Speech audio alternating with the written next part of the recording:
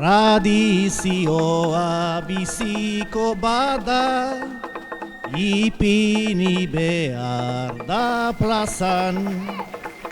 Orain babestu, orain moldatu eta hurrena erasan. Lekun berriko malkorrontatik partaide nahi dugu izan. Txalaparta hau denen eskura utziko dugula esan. Makilaz jotzen den bakoitzean, arnaz berria ardezan.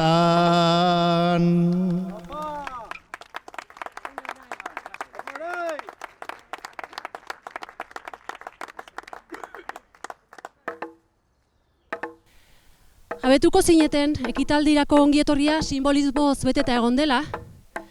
Izan ere, helduenak hasi dira jotzen, eta Ibarreko txikienek jo dute, kasu honetan Unaik, ezta?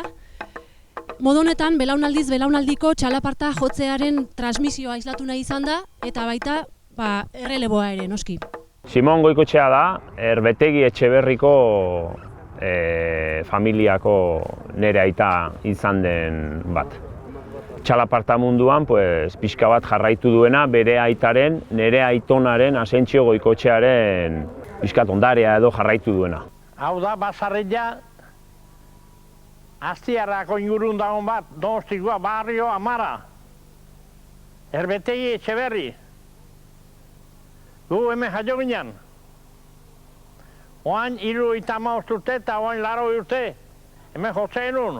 Eta etortzezian Auzuetatik, ja Donostitik, txalaparta aitze zutenien etortzezian, zurrutea. Auzuetatik, handik, denetatik etortzezian. Transmisioa izan du da, poliki, aitak esaten zuen, desde la cuna, esaten den bezala, baserrian jotzen zen txalaparta jotzen zen sagardoa egiten genuen garaian, txalaparta jotzen genuen ondoko bailarakoak entzuteko eta sagardoa probatzea etortzeko. Orduan, txalaparta jotzen zen, eta poliki, aitak jarraitu du, aitak niri erakutsi dit, eta orain gaude nik seme-alabei erakusten txalaparta.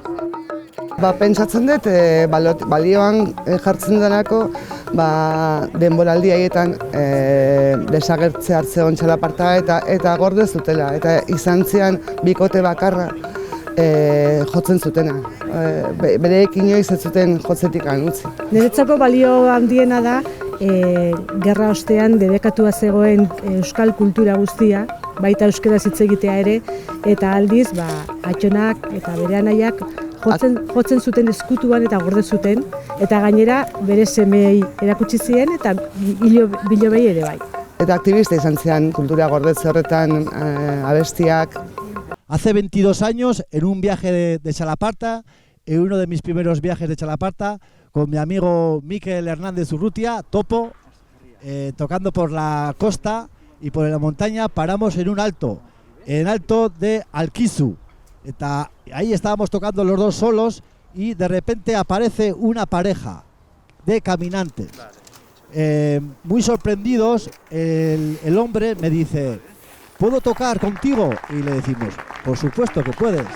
Y tocando, la mujer le dijo a mi amigo Mikel: ¿tú sabes quién es este hombre? No, este hombre es Jose Anton Artze. Entonces fue un encuentro muy especial, ¿no? Porque Jose Artze fue uno de los que luego, uno de los intelectuales que junto con los hermanos Beltrán difundieron el instrumento y fueron a los caseríos, ¿no?, a aprender de los Goikotxea, de los Zubaz Navar y Zabalegi. Ni Jose Artzen alaba naiz, eta aita eta osabak txalaparta jotzen zuten, bi anaiek elkarrekin. Hasi zian txalaparta jotzen, ikusi zutelako pelikula bat, Amalur pelikula ikusi zuten, eta gustatu zitzaien. Eta nondik hasi txalaparta jotzen, guk ere posible izango genuke txalaparta jotzea.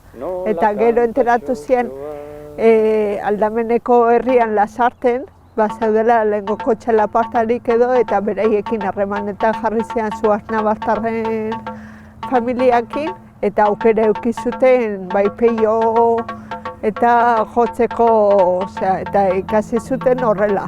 Aitak batez ere osabakin jotzezun, hartzean nahiak biak elkarrekin, baina gero osaba batez ere utzizun txalaparta eta olerkia dedikatu zen, baina aita txok txalaparta etzun utzi azken momentu arte, eta orduan sortu zuten Kirikoketa izeneko talde bat Usurbilen bertan, beste 3 gazteekin, eta beraiek elkarrekin jotze zuten Mikel Hauen kontzertuetan eta... Cuando muere Jose Anartze, pienso que para rendirle homenaje sería bonito poner una chalaparta fija en ese lugar donde se produjo el encuentro, en Alquizu, pero no es fácil por tema de permisos y demás. Luego me afinco a vivir en Lecumberri y descubrimos este lugar que, como veis, es un paraje increíble para disfrutar de la naturaleza, de estas maravillosas vistas y de la txalaparta. Lourdes Zabalegi naiz eta nire atxona Jose Zabalegik txalaparta jotzen zuen, nire osabarekin batera Jose Mari Zabalegi eta nire osaba Ramonek ere jotzen zuen adarra. Nik urte bete nunean, nire atxona hil egin zen kotxe istripu batean, 1963 urtean, eta ja bilandegin etzan txalaparta gehiago jo. Urte horretan grabatu zen, suediar horiek grabatu zuten txalaparta irudi horiek, sagarategian jotzen, eta gero ditugu ere argazki batzuk Zubietako jaietan txalaparta jotzen nahi zirela, Donostiko Konstituzio plazan ere jotzen nahi ziren, eta gehiago ez. Ez dakit 15 urterekin edo 17 urte nitunean jakin nun nire atxonak eta nire osabek txalaparta jotzen zutela. Ordura arte ez nekin ezer. Gracias a las hermanas Zuaznabar vamos a tocar el primer toque de txalaparta con estas maquillas que son históricas, que son las maquillas de los hermanos Zuaznabar, aquellos que mantuvieron el instrumento y parte de la cultura en sus caseríos durante esos difíciles años 60. Horregatik, mila esker, Zuaznabar, Goikoetxea, Zabalegi, familia, Artze eta Beltran. Mila esker. Ondare kultur taldearentzat gaurko eguna benetan pozgarria izaten ari da.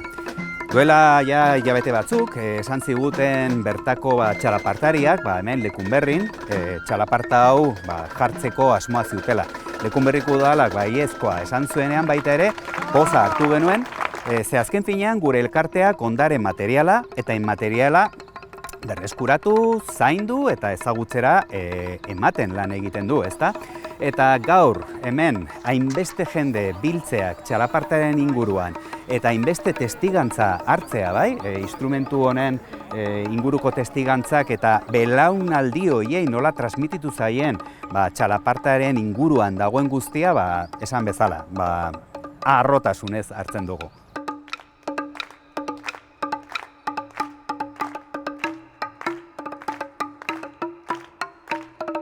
Baina egia da eta horrela esan nahi dugu, galdetuaz gure aiton-amonei, zergatikan nola hasi zen txalaparta, zergatikan jotzen duzute txalaparta, inoiz ez zeukaten erantzunik.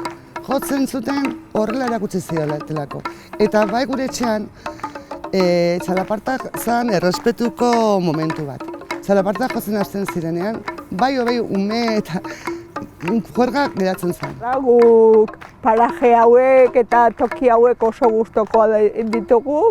Kasualidadez Lecumberria asko etorri izan geha familian eta aita txokin Aralarreko asko eta deitu zigutenen, beti eskerrak emateko eta oso ederra olako toki bat eukitzea txalaparta jotzeko aukerakin. Gaurkoa oso polita izan da eta oso pozik nago, mila esker guztiei. Menditor batean, Aralarko bista hauekin, txalaparta finko bat jartzea, eta gainera gure baserrian izena oroitzea, imaginatu ez, oso polita. Azterrak, lambroak, iskutatzen dizkitanean.